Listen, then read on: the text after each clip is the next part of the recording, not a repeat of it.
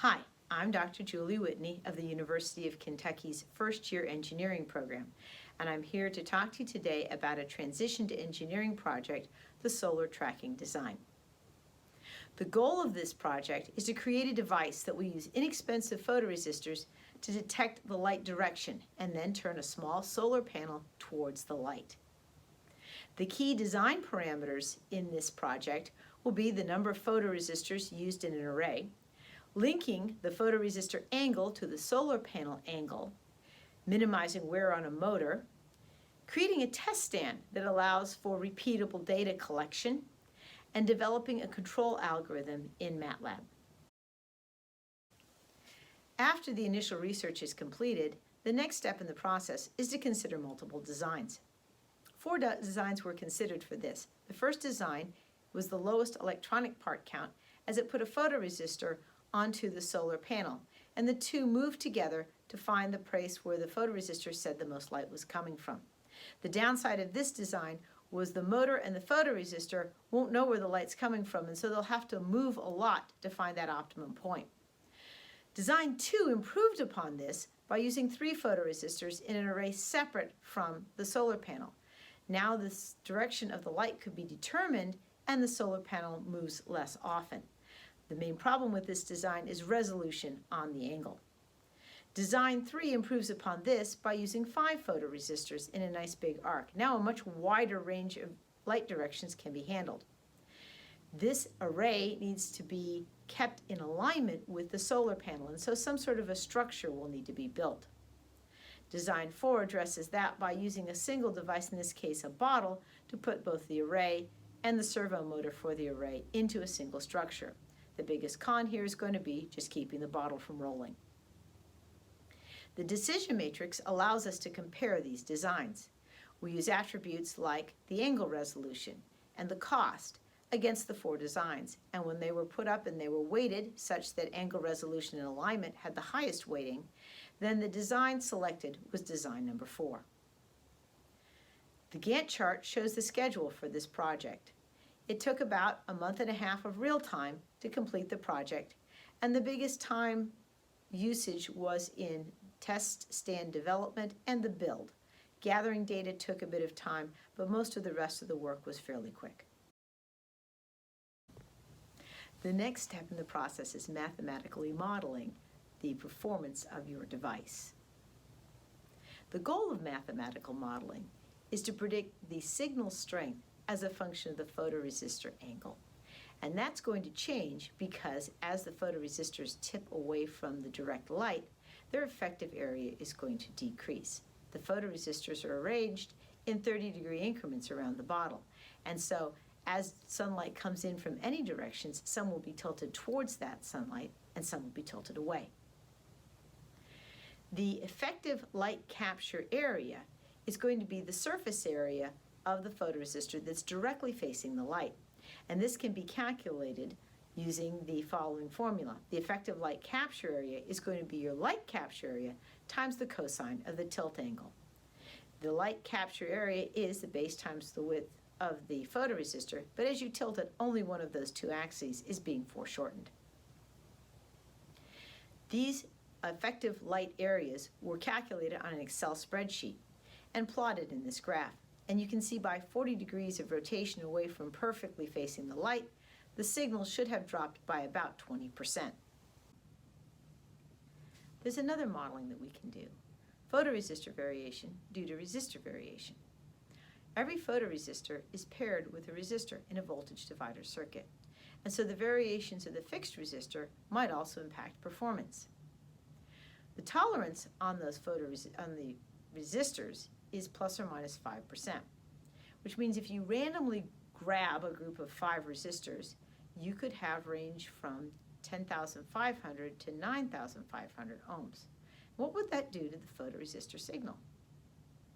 Well, here's an image of a voltage divider. Remember, your photoresistor is in position R1 and the resistor is in position R2. And we're reading the output voltage at V out between the two. Now, the V in is 5 volts, and so 5 volts is going to be dropped across the sum of R1 and R2. If the photoresistor was also exactly 10 kiloohms, what would be the effect on the signal at V out? Well, here's a calculation, and to do this calculation, we just look at the two extremes. We're going to put 9,500 ohms in and do the Ohm's law, and it will tell us that we would drop 2.436 volts at V out.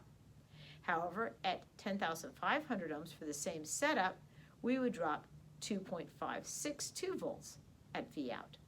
So if the nominal signal is 2.5 volts, this represents a plus or minus 2.5% variation. But it could also be mistaken for a 10-degree shift in angle. Fortunately, the difference is consistent because the resistors aren't changing in value. So this can be calibrated out of the final device. We just need to be aware that it's there. Another option would be to select resistors that have a very, very close resistance value. So what difference does this make across the total range of angle? So we do the same thing now, and the spreadsheet gets a little more complicated, but we do the same calculation looking at the different effective areas.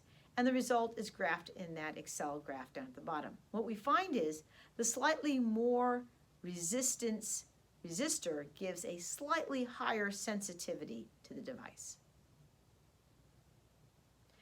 So to do this analysis, we had to do a couple of assumptions. We assumed that the photoresistors were at 10 kiloohms in our test setup, and we assumed that the response of the photoresistors to light would be somewhat linear throughout the range that we were using them. Using those assumptions, we can conclude that we probably have enough change in sensitivity to be able to direct the solar panel with the angles of the photoresistors we have. And we also know that with 5 photoresistors, they're all going to be giving us some signal, so we should know with more accuracy where to aim the light because we have some redundancy in the signal.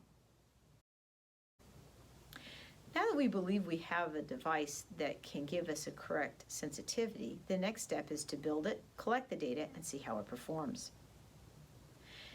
Remember, this is our device design. This is a 3D CAD model of an array of 5 photoresistors put around a bottle, a servo motor in the mouth of the bottle, and the solar array placed on the paddle of the servo motor.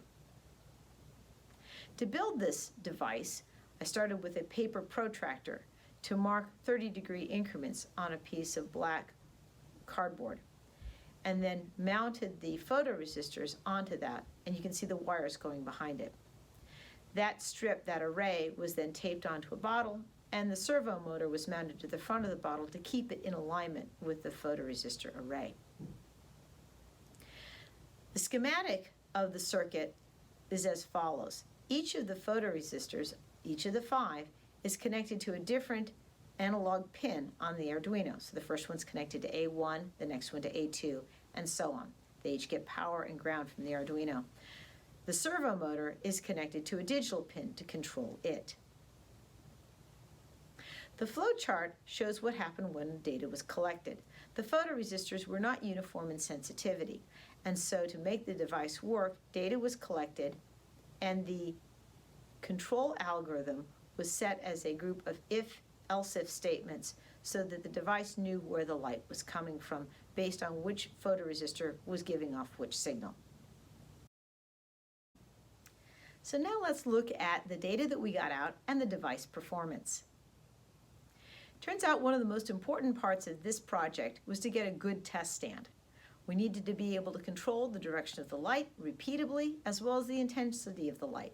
And so what you'll see is this test stand is in a very dark room, there's no windows, and all the light directed onto the device comes from that gooseneck lamp directly above it.